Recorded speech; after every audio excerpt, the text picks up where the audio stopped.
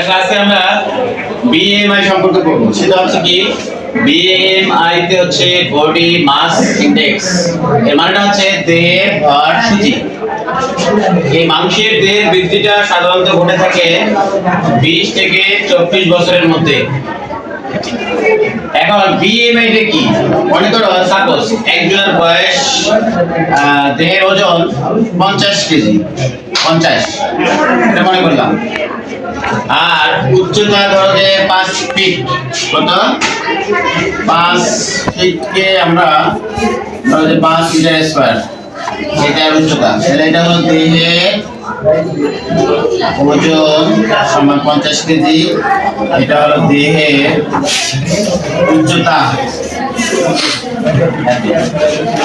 তাহলে প্রশ্নটা কি? প্রশ্নটা হচ্ছে একজনের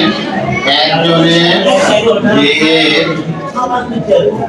ওজন 50 কেজি এবং দেহের উচ্চতা 5 মিটার স্কয়ার হলে ওই ব্যক্তির বিএমআই কত? তো সহজ, এই ধরনের প্রশ্নগুলো তোমাদের বিজ্ঞানের কিছু এমসিকিউ তে থাকবে। কোথায় থাকবে? বিশেষ করে এমসিকিউ।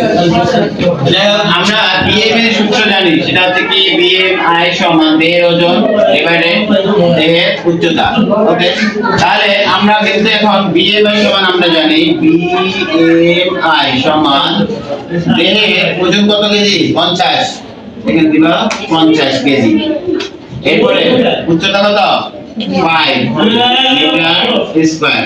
ভাগ করলে হবে কত? 10। তাহলে কেজি পার মিটার স্কয়ার, এটা আছে। তো পার বাই ভাগ করা যাবে, এভাবে লিখতে পারো তোমরা এটাকে 10 কেজি মিটার ইনভার্স স্কয়ার। ঠিক আছে, এটা দিতে পারো, যেকোনো একটা, যেটা সুবিধা মনে হয়।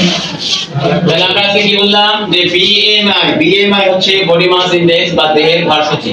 বিএমআই সমান আমরা জানি দেহের ওজন, এটাকে দিতে হয় দেহের ওজনটা, এবং দেহের উচ্চতা মিটার স্কয়ার দিতে হবে। তাহলে বিএমআই সমান দেহের ওজন ডিভাইডেড দেহের উচ্চতা। একজনের দেহের ওজন যদি 50 কেজি হয় এবং দেহের উচ্চতা যদি 5 মিটার স্কয়ার হয়, তাহলে সেই ক্ষেত্রে ওই ব্যক্তির বিএমআই কত? অতএব বিএমআই সমান 50 কেজি ডিভাইডেড 5 মিটার স্কয়ার, ভাগ করলে 10 কেজি পার মিটার স্কয়ার। এটাই এই ক্লাস করতে হবে।